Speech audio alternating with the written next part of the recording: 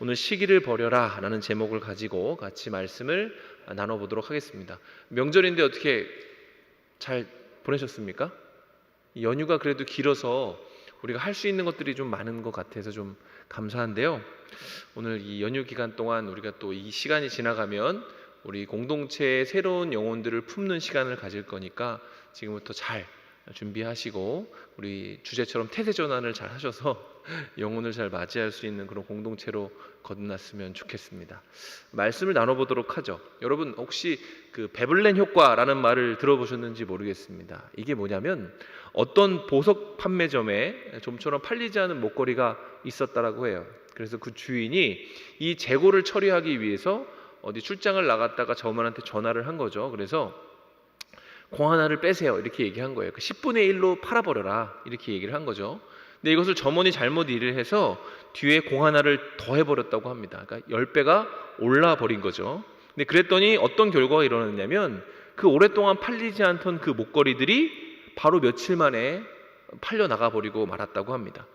그냥 팔려버린 정도가 아니라 나중에는 그것이 다 팔려 나가고 나니까 어떻게 하면 그 목걸이를 살 수 있는지, 어떻게 해야 그 재고가 다시 회복될 수 있는지에 대해서 문의하는 전화가 이렇게 왔다고 해요. 결과적으로 이거를 산 사람들은 속은 겁니다. 누가 속인 것이죠? 그 가게가 그것을 속인 것이 아니라 스스로에게 속은 것이죠. 더 싸게 살 수 있는 것을 오히려 100배를 더 많이 주고 사는 그런 해프닝이 생겼다라는 것입니다. 이렇게 특정 물품에 대한 가격이 오름에도 불구하고 오히려 수요가 느는 그런 현상을 일컬어서 그것을 베블렌 효과다 이렇게 부른다라고 합니다. 이 말을 만든 경제학자인 베블렌이라는 사람은 이런 현상의 원인이 뭐냐라고 물어봤을 때 이것이 과시욕구 때문이다 이렇게 얘기를 했다고 해요. 그러니까 타인이 가지고 있는 것에 대한 시기심과 경쟁심이 불이 붙으면 그 물건 자체의 가치보다 그 물건이 가지고 있는 사회적 가치를 더 추구하게 된다는 거죠. 이거 자체가 얼마인지가 중요한 게 아니라 이걸 누가 얼마 주고 샀는지가 더 중요해진다라는 것입니다. 우리 주변의 사치품이라고 불리는 물건들 중 대다수는 바로 이러한 베블렌 효과를 통해서 대중들에게 어필되어지고 그 가치, 물건이 가지고 있는 가치보다 더 큰 사회적 가치로 말미암아 자신의 값을 매기면서 우리를 속이고 있다라고 봐도 과언이 아닌 것이죠.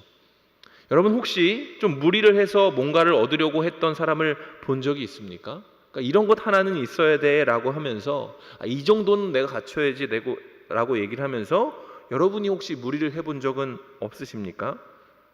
우리가 사는 시대를 일컬어서 많은 사회학자들이 자랑하는 시대다 이렇게 이야기를 한다고 합니다. 물론 어느 시대이고 자랑이 없었던 때는 없었지만 오늘처럼 그 자랑이 당당하고 심지어 뻔뻔하게 과시되어지고 드러내는 것이 인정됐던 시대는 역사적으로 없었다라고 사람들이 이야기를 하고 있어요.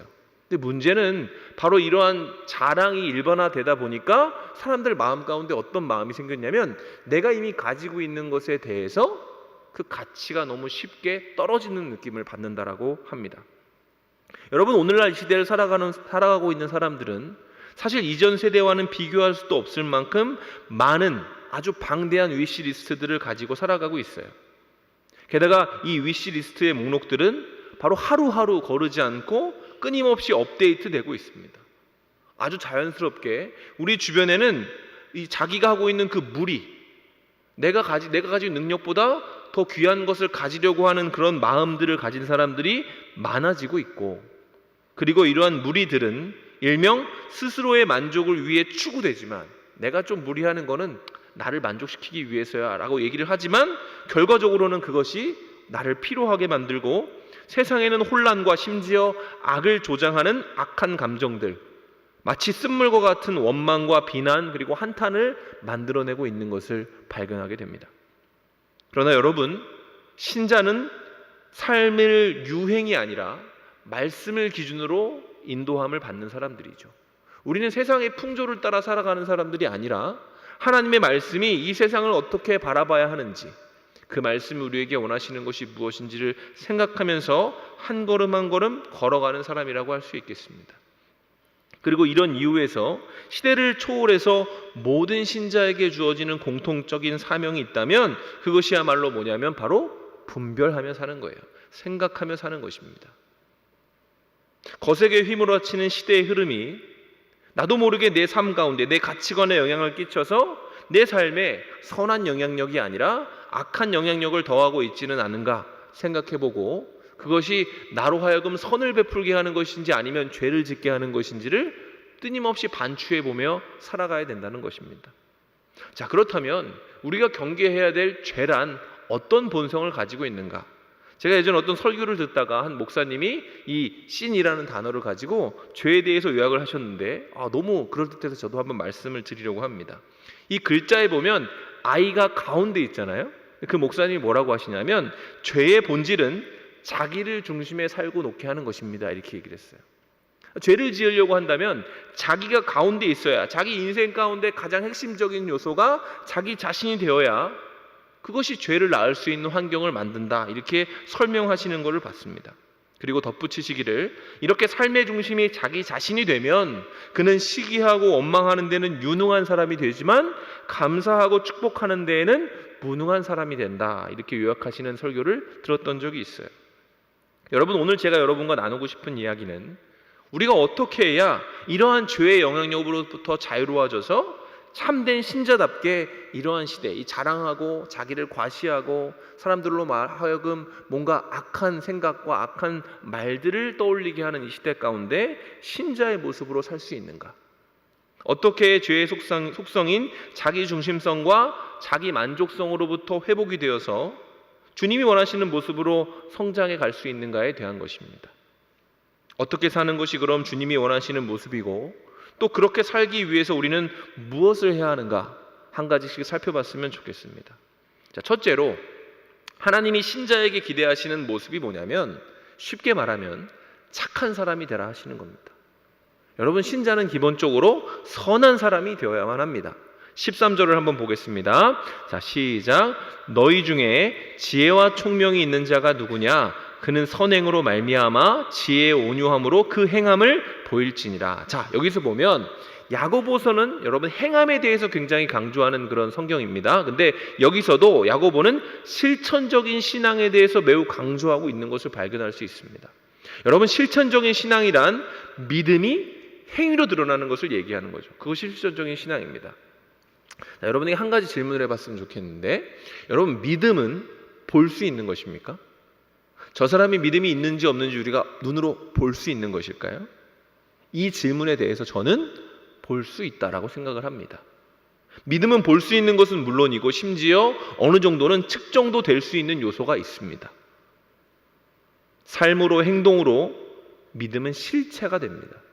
저 사람이 가지고 있는 믿음은 그 사람의 행위와 말과 행동에서 실체가 될 수 있다라는 얘기입니다.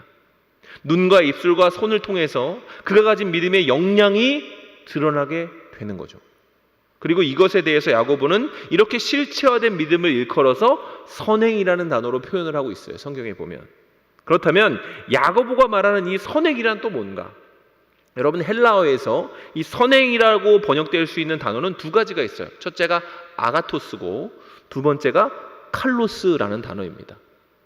두 단어의 의미는 비슷하지만 뉘앙스가 조금 다르다고 볼 수 있어요. 오늘 말씀에서 야고보가 선행이라는 말을 표현하기 위해 차용한 단어는 이 중에 칼로스라는 것인데, 일반적으로는 아가토스가 선행이라고 쓰여지지만 야고보는 특별히 여기서는 칼로스라는 단어를 썼어요. 여러분, 칼로스라는 단어에는 무슨 뜻이 있는지 아십니까? 사랑스럽다라는 의미가 담겨져 있습니다. 사랑스럽다. 그러니까 야고보는 믿음으로 행하는 선에 대해서 이 칼로스라는 단어를 차용해서 뭘 설명하려고 했던 거냐면, 신자의 선행은 사람들이 봤을 때 어떻게 해야 된다? 사랑스러운 것이 되어야 한다. 다시 말해 매력적인 것이 되어야 한다라고 얘기한 겁니다. 무슨 말이죠? 야고보는 하나님의 뜻에 합당한 선행을 보다 직관적이고 대중적인 것이 되어야 한다라고 지금 얘기하고 있는 겁니다. 여러분, 우리의 선행은 이 세상을 설득하고 하나님을 모르는 사람들을 움직일 수 있는 매력과 사랑스러움이 되어야 한다라고, 그것이 실천적인 신앙이라고 지금 야고보가 이야기하고 있다는 거죠. 다른 사람이 보기에는 불편해 보여도, 좀 악해 보이고 해석이 필요해도 내가 보기에 선이면 다 되는 것이 아니라는 얘기입니다. 너네가 몰라서 그래, 이렇게 얘기할 수 있는 것이 아니라는 거예요, 선행은. 믿음이 실체화된 진정한 선행은 믿는 자가 보기에 좋은 것은 물론이고 믿지 않는 자가 봐도 선한 것이라 인정할 수 있는 것, 사랑스럽고 매력적인 것으로 보여질 수 있어야 된다는 얘기입니다. 이러한 말씀을 기반으로 해서 오늘날 교회가 선이라고 말하는 것들을 한번 잘 점검을 해보죠. 그러면 여러분, 왜 오늘날 한국교회 가운데 예전과 같은 매력과 사랑스러움이 고갈되고 있는지가 쉽게 발견될 수 있습니다. 우리가 선이라고 얘기하는 것들요, 물론 정말 그게 선이 맞죠. 뭔가를 위해서 그렇게 하는 거 다 압니다. 일종의 빌드업이라고 할 수 있겠죠. 그러나 여러분, 그 선이 직관적인 것이 아니라 뭔가 해석이 필요하고 믿음이 생겨야 이해할 수 있고 교회에 좀 깊이 발을 담궈야 합리화될 수 있는 것이라면 여러분, 우리는 진지하게 생각해 봐야 돼요. 그것이 정말 우리를 선한 존재로 세상 가운데 드러나게 하는 선인지, 아니면 우리가 나도 모르게 자기 중심성을 가지고 우리가 뭔가에 속아서 세상의 방식으로 마치 자기를 더 유익하게 하고 우리 공동체를 위해서만, 우리만 이해할 수 있는 선이라는 가치를 추구하고 있지는 않은지 스스로를 겸허하게 돌아봐야 한다는 것입니다. 한국교회는 세상 가운데 매력적으로 보였던 때가 있었습니다. 아니, 분명히 그런 시대가 있었죠. 그리고 그 당시의 선은요, 여러분, 많은 사람들이 다 이해할 수 있는 칼로스적인 선이었어요. 그러니까 교회 다니는 사람들에 대한 일방적인 신뢰가 있었고, 야, 그래도 교회 다니는 사람들이 거짓말 하겠어? 심지어 어떤 정치인은 10개의 경찰서보다 1개의 교회가 좋다라고도 얘기했다고 하지 않았습니까? 그렇게 얘기할 수 있었던 이유는 그 당시 교회가 추구했던 선행이라는 것이, 여러분, 누구나 봐도 교회 다니는 사람들은 선을 추구해, 교회가 생기면 사회에 유익을 끼치지라고 생각했던 그 칼로스의 선이었다라는 것을 의미하는 것이죠. 그 시대에 존재했던 한 사람에 대해서 한번 이야기를 나눠보죠. 사진을 한번 띄워주시겠어요? 여러분, 이분이 누구냐면 제가 존경하는 문중경 전도사님이라는 분입니다. 최초의 여성 순교자이시기도 하시고 노방 전도자이시기도 했습니다. 이분과 가장 관련된 섬이 하나가 있는데 여러분 들어보셨는지 모르겠어요. 증도라고. 증도는 기독교 인구가 100%입니다. 근데 그 증도의 분위기와 교회 복음 좋은 거지, 십자가 복음은 좋은 거야, 예수 믿는 사람은 착한 사람이지라는 인식을 준 분이 바로 이 문중경 전도사님이에요. 이분의 밑에서 김준곤 목사님이라고 해서 CCC 총재가 나오기도 했고, 다른 수많은 목회자들이 이분을 통해서 사실 신앙을 배웠다라고 고백을 하고 있습니다. 근데 이분의 인생을 보면 사실 굉장히 기구해요. 그 당시 이분은 17살에 시집을 갔습니다.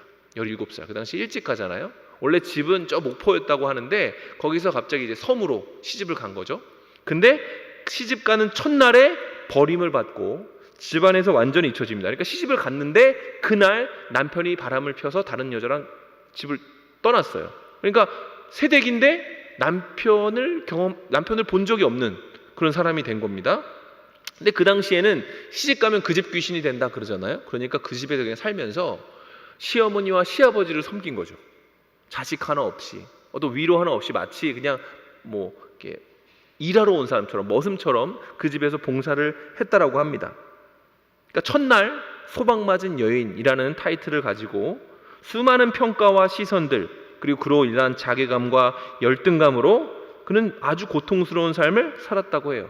근데 더 기구한 게 뭐냐면 이분이 한 34 정도 되는 해에 남편이 집으로 돌아왔대요. 다른 여자를 또 데리고. 그리고 얘기하기를 이제 집을 나가라 그랬답니다.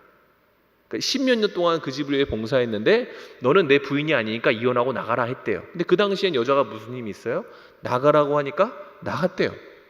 그래서 정말 아무것도 없이 소방맞은 여인이니까 친정에서도 받아주지 않고 내가 살았던 시댁도 자기를 밀어내고, 그래서 자기는 나는 이렇게 쓸모없는 돌멩이 같은 인간이구나 하고 그냥 살았는데 어느 날 이분이 복음을 받아들이게 됩니다. 이성복 목사님이라는 분을 만나서 복음을 받아들이게 돼요. 그리고 그 복음 안에 담긴 내가 하나님이 만드신 창조물이고 사명자라는 사실을 알게 되고, 그로 인해서 이분의 소망이 하나 생기게 되는데 복음을 전파하겠다라는 마음을 갖게 되었다라고 합니다. 그리고 그가 어떤 것을 했냐면 신학을 배우고 성경을 연구한 이후에 어디로 돌아갔느냐? 자기를 버렸던 그 섬으로 돌아갑니다. 그 시어머니와 그 시아버지, 자기를 놀리고 자기를 핍박했던, 자기를 조롱했던 수많은 사람들이 있는 그 증도 신안군으로 돌아가서 그 섬과 섬 사이를 오가면서 많은 복음을 전파했다고 해요. 근데 이분이 그 복음을 전파하는 방식이 뭐였냐면, 이분이 할 줄 아는 게 없잖아요. 글도 제대로 못 읽고 배운 적도 없고, 그 섬에서는 자기는 그냥 어떻게 보면 좀 저주받은, 인생이 꼬인 그런 삶이었기 때문에 자기가 할 수 있는 거 하나 했답니다. 그게 뭐냐면 일해주는 거예요. 그 집에 가서 노래를 불러주고 빨래를 해주고 아이를 봐주고 아픈 사람 있으면 병간호를 해주고 이런 거를 주로 했다고 합니다. 그리고 이분이 나중에 북한에서 공산군이 내려왔을 때 이분을 이제 나중에 이제 죽이게 되거든요. 이분은 문중경 전도사님이 해변가에서 이제 순교당하게 되는데, 그때 순교하실 때 죄명이 뭐였냐면 알을 많이 깎은 암탉이었어요. 그러니까 그 말이 무슨 뜻이냐면 복음을 너무 많이 전했다. 예수 믿는 사람을 너무 많이 만들어서 이 사람은 죽어야 된다. 그래서 해변가에서 순교하신 거죠. 그리고 이후에 그분을 기억했던 사람들이 그 신안군에다가 그분의 묘비를 만드는데 거기에 이렇게 쓰여져 있다고 합니다. 비난자의 위로, 병든 자의 의사, 산모들의 산파, 문맹과 미신타파의 선봉자, 그리고 우리들의 어머니 문중경 전도사 여기 잠들다. 일종의 기념비가 된 겁니다. 여러분, 그분이 어떤 설교를 했는지, 어떤 교회의 사명을 짊어지고 어떤 비전을 품고 교회를 만들었는지에 대한 기록은 없습니다. 그러나 한 가지 사람들이 기억하는 거예요. 그분이 어떻게 살았는지. 그 한 많은 인생이 다시 자신들에게 돌아와서 자신들도 하지 못하는 행위들을 자신들에게 되돌려주는 것을 보면서 그들이 생각한 겁니다. 도대체 복음이 뭐길래? 도대체 예수가 누구길래? 이런 질문을 하게 되었다라는 것입니다. 그리고 그것이 나중에 씨앗이 돼서 이분은 사실 복음의 선행밖에 한 것이 없지만 결과적으로 그 모습을 보고 자란 그 젊은이들과 어린이들이 나중에 교회를 세우고 교회 지도자가 되고 많은 사람들을 만들어내는, 신자들을 만들어내는 하나님의 편지요 향기로 사역했다. 여러분, 문중교 선교사님의 삶은 하나님이 원하시고 기뻐하시는 선행, 그 칼로스의 선행으로 가득 찬 매력적인 삶이었죠. 그래서 수많은 시간이 지났음에도 불구하고 사람들은 문중경 전도사님을 기념하고 그분을 그리워하는 것 같습니다. 그가 행한 선행은 예수님을 모르는 사람, 아니 하나님에 대한 인식이 없는 사람들도 한눈에 알아볼 수 있는 착한 일이었고 아주 직관적인 헌신이었기 때문에 그래요. 주님은 우리에게도 이런 것을 하라고 말씀하시는 겁니다. 지금 말씀은. 여러분, 선행이라는 것은 아까 다시 한번 반복하지만 우리가 생각할 때 선행인 걸 하는 게 아닙니다. 성경이 말하고 있는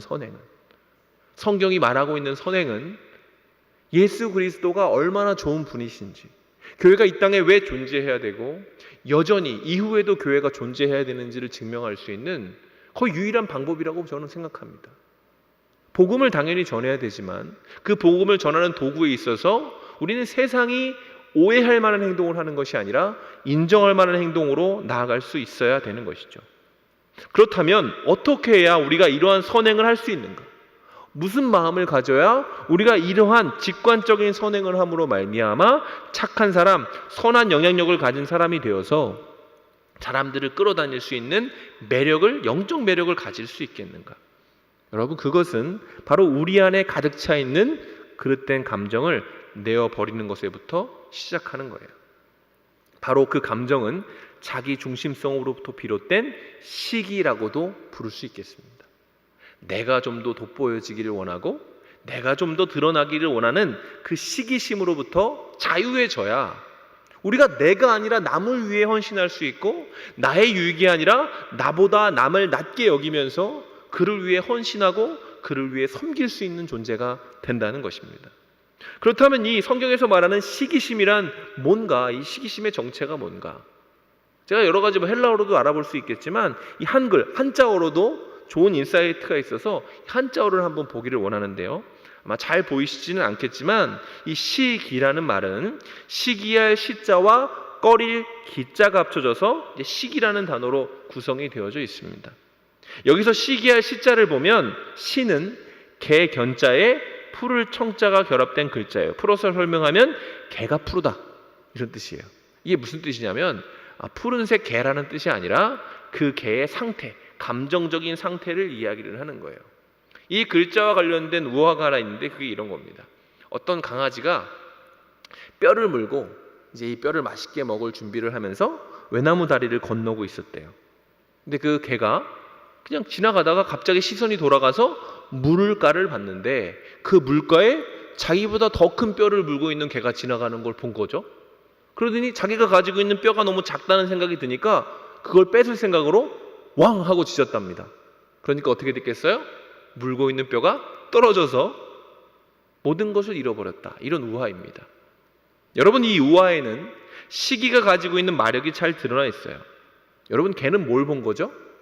물에 비친 자기의 모습을 본 겁니다. 그리고 생각해 보십시오. 그 당시에 개는 뼈를 물고 있었어요. 처음에 그 뼈를 발견했을 때, 그 뼈를 입에 물게 되었을 때 개는 어떤 상태였을까요?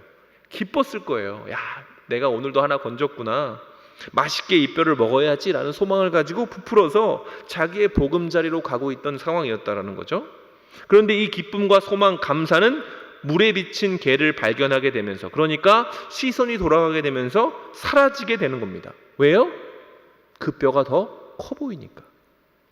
내가 물고 있는 뼈는 작아 보이고 저 물에 비친 거짓말로 속은 거죠. 사실 자기 속은 거죠. 자기 스스로에게. 그래서 그 뼈가 더 크다고 느끼니까 처음엔 비교하고 다음엔 화가 나기 시작하더니 결국 행동으로 옮겨지게 되어서 자기가 물고 있던 뼈까지 잊어버리게 되었다.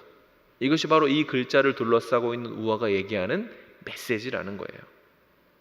여러분, 이것이 시기가 가지고 있는 부정적인 영향력입니다. 부정적인 영향력. 아무리 좋은 것을 가지고 있어도요, 사람들이 만족하지 못하는 이유예요. 우리 마음속에는 뿌리 깊은 자기 중심성이 있고, 그 자기 중심성은 내가 가진 것이 얼마인가가 중요한 게 아니라 내가 남보다 뭘 가졌는지에 더 집중하게 만들거든요. 왜 C.S. 루이스가 그러지 않았습니까? 죄란 남보다 더 많이 갖기를 원하는 거다. 그게 바로 우리의 현존이고 우리의 영적 상태라는 거예요. 그래서 우리가 이러한 본질상 진노, 이 죄의 성향대로 살게 되면 내 마음속에 시기가 들어오는 것을 막아내지 않으면 뭐가 없어지냐면 기쁨이 없어지고 감사가 없어지고 행복이 고갈되게 되죠. 그리고 나아가서 지금 내가 해야 된다고 생각했던 소망조차 메말라져 버리는 겁니다. 그리고 원래 그것들이 있는 자리에는 뭐가 자리 잡게 되냐면 불평과 원망과 분노가 쌓이기 시작하고, 이제는 감사합니다라는 말보다 왜 이렇게 해야 됩니까? 내가 왜? 라는 나르시스트적인 얘기가 내 입술에 점점 맺히게 되는 거죠. 남이 가진 것만 더 크게 보이는 겁니다. 내가 가진 달란트, 내가 가진 장점과 재능은 너무나 하찮은 것이 되고, 그 하찮게 여기다가 결국 가지고 있는 것조차 상실하게 되는 것이 이 시기가 가지고 있는 무시무시한 힘이라는 것입니다.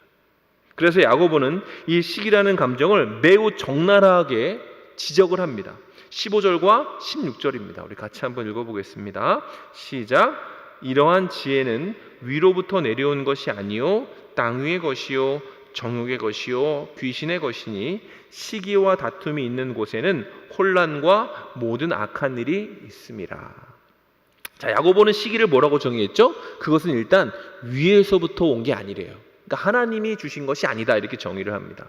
그러면서 말하기를 그게 뭐라고 하냐면 땅의 것, 정욕의 것, 귀신의 것, 이렇게 정의를 했어요. 자, 이게 무슨 말입니까? 일단 시기는 땅 위에 있는 것이며 정욕에 속한 것이다. 이건 무슨 뜻이냐면 하나님과 상관없는 것이라는 얘기입니다. 여러분, 시기심이 생기는 이유는 땅에 있는 것을 얻고 싶어 할 때입니다. 그리고 내 마음대로 하고 싶을 때입니다. 내 마음속에 시기라는 감정이 생기는 이유가 이런 거죠. 그리고 땅에 있는 것을 너무나 추구하고 내 마음대로 내 원하는 것을 묵상하면 묵상할수록 뭐가 생기는 거죠? 시기와 다툼이 생기는 거예요. 반대로 얘기하면 하늘의 것을 소망하면 어떻게 될까요? 시기와 다툼이 생기지 않는다는 뜻입니다. 그러니까 이 땅에 있는 썩어질 것을 추구하면 내 마음속에는 왜 나만 이런 생각을 하게 되지만 풍성한 하늘의 것을 생각하면 이런 것이 들어올 일이 없다라는 거예요. 왜? 땅에 있는 것은 유한하거든요. 재화가 그렇지 않습니까? 모두에게 나눠줄 수 있는 건 가치가 없잖아요. 그렇죠? 근데 하늘에 있는 것은 그 풍성함에도 불구하고 그 귀한 가치를 유지하기 때문에 우리가 이 땅에 살지만 비록 우리가 땅에 속한 것이 아니라 하늘에 속한 거룩한 것을 추구하고 살면 여러분 우리는 땅의 것을 추구하는 사람, 정의 것을 추구하는 사람이 되지 않기 때문에 시기심으로부터 자유로워질 수 있다. 지금 야고보가 이렇게 역설적으로 이야기를 하고 있는 것입니다. 그런데 이 시기가 가지고 있는 진짜 무서운 본질은요, 그것이 바로 귀신의 것이다 이렇게 얘기한다는 뜻입니다. 그래서 귀신이라는 건 뭐냐면 악령이라는 뜻인데, 성경에서 이 귀신이라는 말이 등장할 때는 이 귀신의 속성이 있어요. 그게 뭐냐면 속이는 겁니다. 귀신은 진리를 말하지 못합니다. 사단은 늘 성경을 보세요. 항상 사단이 하는 말은 거짓말입니다. 진리를 꼬아서 듣게 하죠. 그러니까 늘 우리는 속아 넘어가는 것이고, 그 속아 넘어감으로 말미암아 죄를 짓게 되는 거죠. 반면 하나님의 말씀은 진리인 것입니다. 그럼 이 악령이 하는 일이 잘 설명되어져 있는 성경의 구절이 있는데, 사무엘상 18장에 이런 이야기가 나옵니다. 무리가 돌아올 때, 곧 다윗이 블레셋 사람을 죽이고 돌아올 때에 여인들이 이스라엘 모든 성읍에서 나와서 노래하며 춤추며 소고와 경쇠를 가지고 왕 사울을 환영하는데, 여인들이 뛰놀며 노래하여 이르되 사울이 죽인 자는 천천히요 다윗은 만만이로다 한지라. 사울이 그 말을 불쾌하여 심히 노하여 이르되 다윗에게는 만만을 돌리고 내게는 천천만 돌리니 그가 더 얻을 것이 나라 말고 무엇이냐 하고, 그날 이후로 사울이 다윗을 주목하였더라. 이 말씀은요, 이 하나님이 세우셨던 왕인 사울이 본격적으로 망가지기 시작한 그 순간을 설명하고 있어요.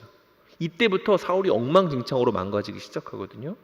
그러니까 사울이 망가진 궁극적인 원인을 성경이 뭐라고 얘기하고 있냐면, 사울이 다윗을 주목하기 시작했다라고 얘기합니다. 그러니까 하나님을 바라보는 것이 아니라 그가 다윗을 주목하기 시작했다. 다윗이 하고 있는 모든 행동, 그가 가지고 있는 것, 그가 누릴 수 있는 것들에 대해서 묵상하기 시작했다라는 겁니다. 그러면서 어떻게 되죠? 그의 생각에 감사가 아니라 비교가 자리 잡게 되고, 그리고 비교를 통한 불안과 원망이 하나님을 향한 것으로 확장되는 거예요. 왜 나만? 다윗에게는 저런 능력을 주고 왜 나는 이렇게 되죠? 왜 나에겐 천천만 주고 다윗에겐 만만을 주시죠? 이런 식으로 됐다라는 거죠. 근데 여러분, 사울은요, 이 상태 자체가 스스로 속고 있는 상태입니다. 자, 방금 읽은 말씀에서 성경은 사울이 다윗을 시기하기 시작했다라고 얘기하고 있습니다. 근데 잘 생각해 보세요. 이 승리로 인해서 누가 높임을 받았을까요? 궁극적으로 사람들이 누구를 지금 환영하고 있고, 누구의 전쟁을 승리로 이끈 사람이 다윗입니까? 그럼 사울이에요. 사울이 왕 아닙니까? 사울이 지휘관이고, 사울이 왕이고, 사울이 지도자입니다. 사울은 지금 사람들에게 누구죠? 오랫동안 이스라엘을 벌벌 떨게 했던 블레셋군을 물리친 영웅 중에 영웅이고, 다윗은 그의 수하인 겁니다. 사람들이 젊은 영웅 다윗을 아무리 높인다 할지라도 다윗은 자기의 부하이고 자기가 다룰 수 있는 사람이에요. 근데 이걸 생각을 못하는 겁니다. 그래서 사울이 지금 뭐하고 있죠?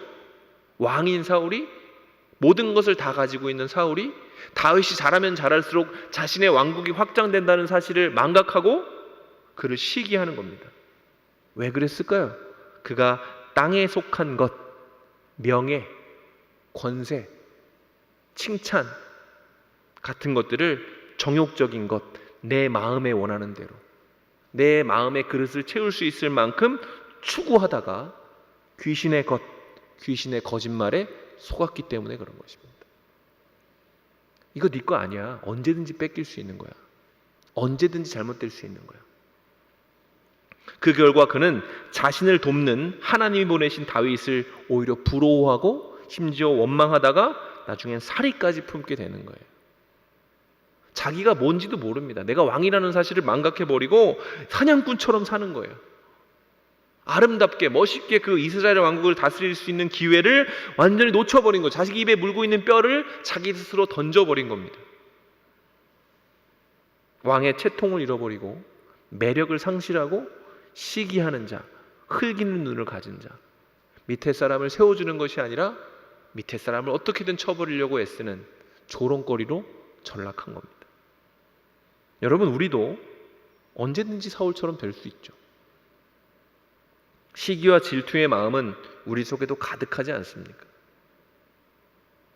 하나님을 느끼지 못하게 되는 사람이 돼요. 근데 그걸 그냥 두면 내 마음에 시기와 질투가 생길 때 그걸 방치하잖아요. 내가 하나님을 봐야 되는 내가 사람에게 주목하기 시작하잖아요. 왜 쟤는 저런 걸 주시고 나는 왜 이런 거 안 주시지?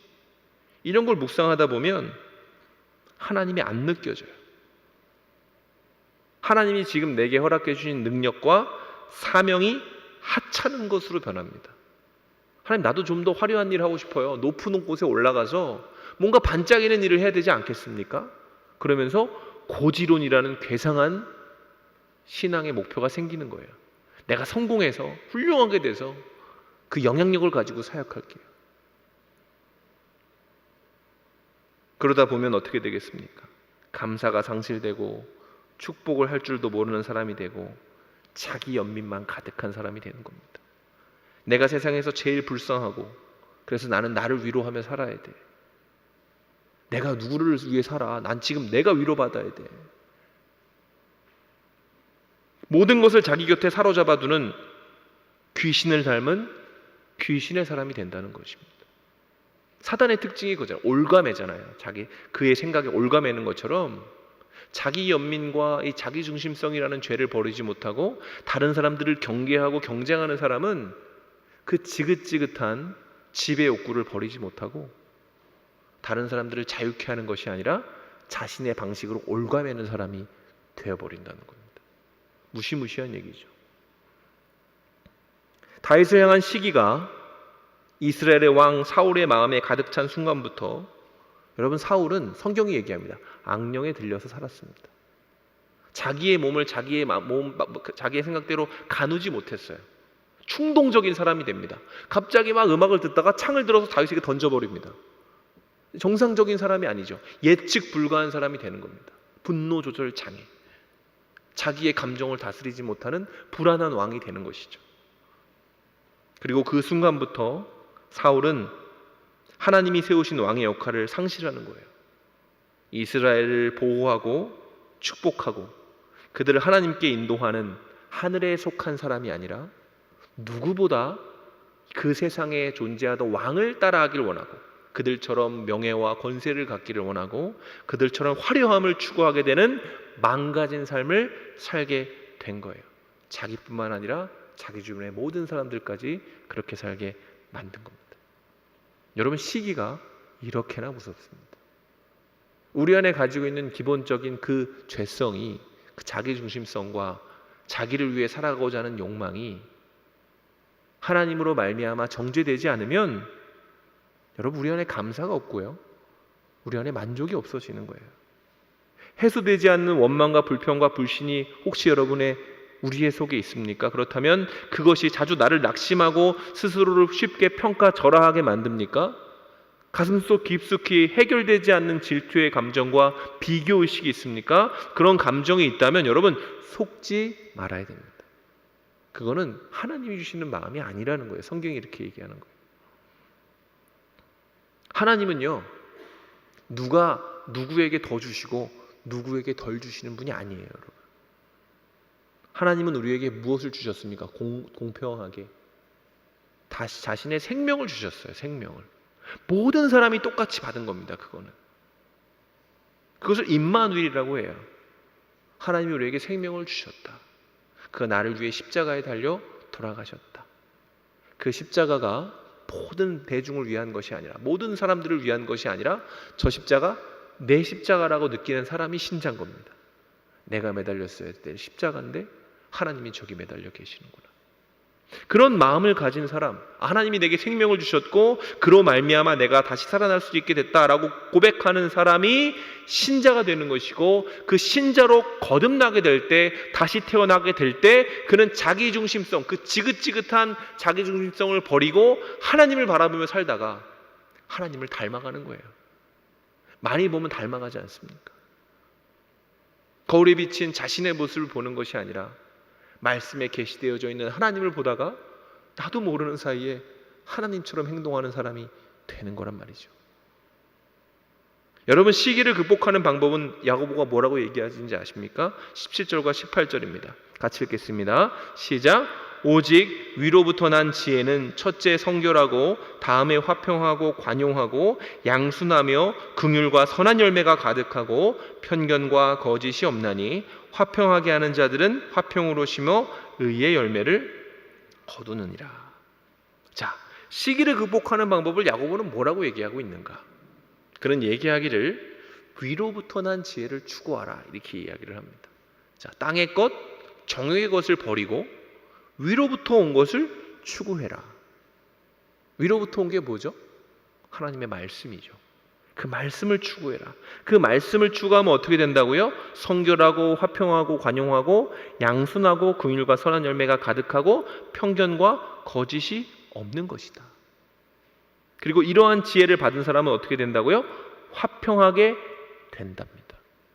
근데 이 야고보가 얘기하고 있는 위로부터 나온 그 말씀의 지혜는 특징을 가지고 있는데, 그게 뭐냐면 보여지는 것들입니다. 보여지는 것들. 그러니까 자기만 이해하고 넘어가는 게 아니라 드러나는 것들, 티가 나는 것들. 성결한 사람, 깨끗한 사람. 이건 평가의 기준이 누구예요? 바깥에 있는 사람. 저 사람 되게 성결하네, 순전하네, 화평한 사람들. 바깥 사람들이 봤을 때 화평을 추구하는 사람들. 관용하고 양순하고 긍휼과 선한 열매가 가득하고 편견과 거짓이 없는 것. 자기 기준이 아니라 누구의 기준이에요?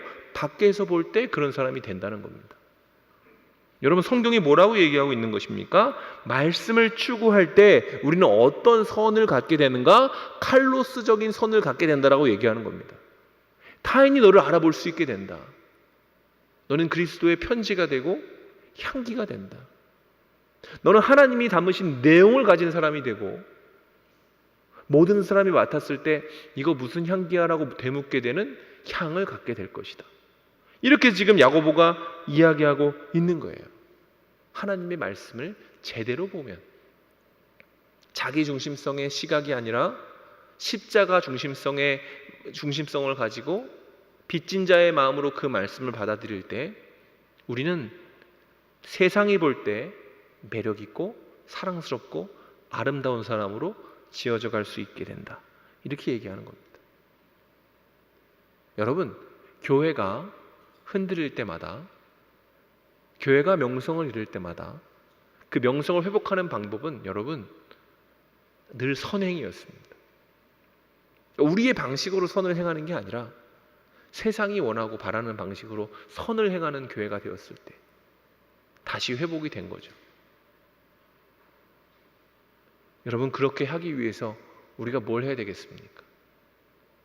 치밀하게 시스템을 만들고 세상은 지금 뭘 하는가, 세상은 어떤 사람들을 돕고 있고 세상에는 어떤 식으로 복지를 하지라는 걸 궁리해야 된다고요? 그게 아닙니다. 하나님의 말씀을 봐야 됩니다. 하나님이 어떻게 세상을 섬기기를 원하시는지, 믿지 아니한 자들을 어떻게 대하기를 원하시는지, 우리가 세상 가운데 어떤 모습을 가지고 살아가기를 원하시는지, 그것을 발견해야만 여러분, 우리는 나도 모르는 사이에 세상이 말하는 풍조에 속아 땅의 것, 정욕의 것을 추구하면서 어긋나지 않을 수 있다는 거예요. 그리고 그렇게 살아가고자 할 때 성령이 우리를 붙잡으시고 그 성령을 통해서 우리는 세상의 치료제가 되고 향기로운 꽃, 복이 되어 간다라는 것입니다. 야고보가 얘기하는 메시지는 센 것 같지만 사실 그 뒤에는 교회를 향한 뜨거운 사랑이 담겨져 있어요. 야, 니네 행함이 없는 믿음은 죽은 거야. 이렇게 얘기할 때 너네 죽었어가 아니라 너네 살아있어라는 거 알려주려고 그러는 거예요. 아, 니네 그렇게 사는 사람이 아니야. 그렇게 살 사람들이 아니야. 이런 얘기를 하고 있다는 것이죠. 말씀을 마무리하겠습니다. 여러분, 복음은 우리의 상태를 어떻게 묘사합니까? 우리가 십자가 복음에 대해서 들었을 때 우리는 어떤 사람이죠? 주님이 함께 하시는 사람이죠. 임마누엘. 네가 어디로 가든지 무엇을 하든지 내가 너와 함께 있겠다. 그것은요, 세상이 만들어 놓은 기준과 부의 기준과 지식의 기준과 행복의 기준과 상관없이 우리가 있는 곳에는 늘 하나님이 계시겠다라는 약속입니다. 성령님이 우리 곁을 떠나지 않고 항상 우리의 동역자가, 동행자가 되어주시겠다라는 약속이에요.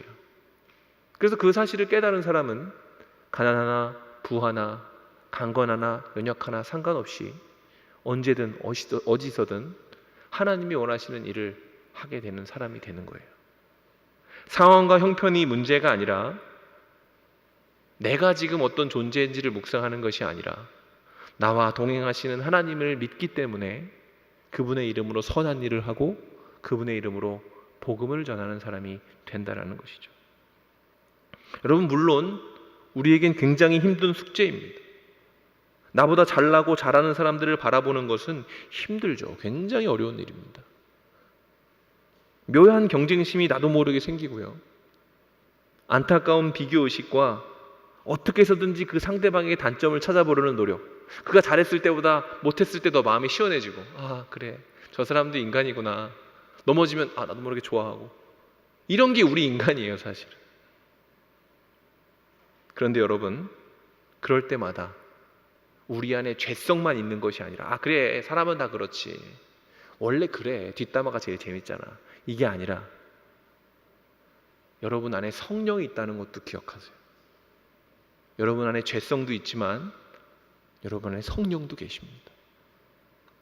그래서 우리가 죄로 행할 때 성령은 어떻게 하시는지 아세요? 야, 내가 너 안에 거하려고 해봤더니 영 컨디션이 엉망이다, 난 너보다 잘난 사람한테 갈 거야, 이게 아니라 약속대로 우리의 상태의 어떠함에도 불구하고 하나님, 우리가 원망하실 때도 비방할 때도 누군가를 괴롭힐 때에도 심지어 우리와 함께 계신다는 걸 믿어야 되는 것입니다. 그리고 그것을 믿게 될 때 우리는 어떻게 되는지 아십니까? 감사와 축복과 은혜로운 말을 할 수 있는 사람이 되는 거예요. 세상적인 매력이 없을 수 있습니다, 우리 가운데. 우리가 누구보다 옷을 잘 입겠습니까?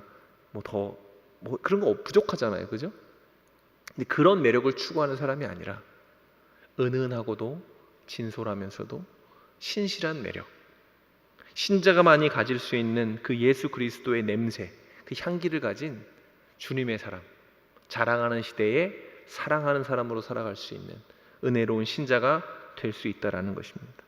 그러니 여러분, 이 시간 가운데 스스로를 겸허히 돌아보며 내가 혹시 나를 바라보고 있는가, 하나님을 바라보고 있는가 잘 분별하시고, 내 삶 가운데 혹시라도 뭔가 속아 넘어가고 있는 것이 있다면 그 생각을 돌이켜 내가 다른 것은 몰라도 내 안에 계신 예수를 향한 사랑, 그래도 그거는 내가 놓치지 않겠다, 바꾸지 않겠다, 세상의 그 무엇과도 바꾸지 아니하겠다라는 다짐을 가지고 살아갈 때 여러분은 여러분이 생각한 것보다 훨씬 더 훌륭하고 사랑스럽고 매력 있는 이 시대의 교회, 그리스도의 몸된 교회의 영광을 올려드릴 수 있는 제2, 제3의 문준경으로 거듭나게 될 것입니다. 우리의 이름이 그분처럼 유명해지지 아니할지라도 우리의 열매는 그와 같이 아름다운 것이 될 줄로 믿습니다.